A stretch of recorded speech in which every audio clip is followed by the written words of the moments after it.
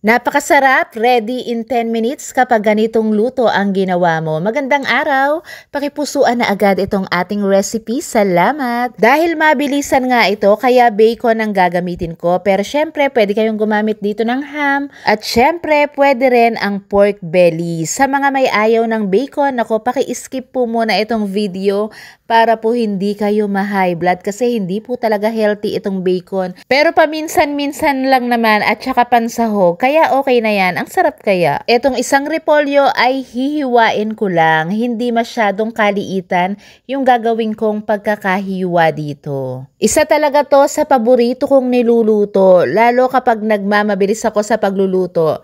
At etong proseso na gagawin ko dito ay optional lang po. Pero ipapakita ko sa inyo kung paano ba na-achieve yung parang may crisp bite o yung hindi masyadong malabsak at glossy pa rin ang kulay na pagkakaluto ng repolyo. Nilagyan ko ng salt and oil yung tubig at ibablanch ko lang ng less than 1 minute itong cabbage. Then after that, itatapon ko na yung tubig. Hindi na po ito kailangang i-ice bath dahil ito naman ay cabbage. Masyado na po itong malambot. Pero gaya nga ng sinabi ko kanina, gusto kong ipakita sa inyo. At yun nga ang proseso, kailangang i-blanch. Pero again, yun po ay optional lang. Para naman sa ating next step ay lulutuin ko na itong bacon. Hindi na ako nag-add ng oil dahil may extract naman yung fats dito sa bacon kaya meron na tong mantika. At kapag nga ito ay nagiging brown na, depende po sa inyo kung gusto nyo yung mas crispy o yung ganitong pagkakaluto ay saktong-sakto na.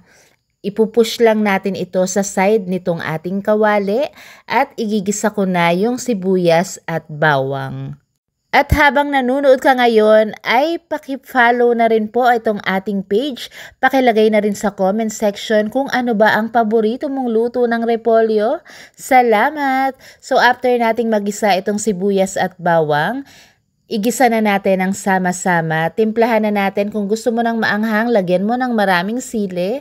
Maglalagay rin ako ng oyster sauce, paminta, at pampalasa na gusto nyo. Konting oyster sauce lang yung nilagay ko dahil ang bacon ay may alat na po iyan. Saka ko ngayon ilalagay na itong cabbage. So inilakas ko na yung apoy tapos 1 to 2 minutes lang nalulutuin ay okay na to. Hindi na rin ako nag-add ng tubig kasi yung repolyo na binlanch ay meron na po yung konting tubig. So yung ganitong pagkakaluto ay tamang-tama lang. Sana itry mo.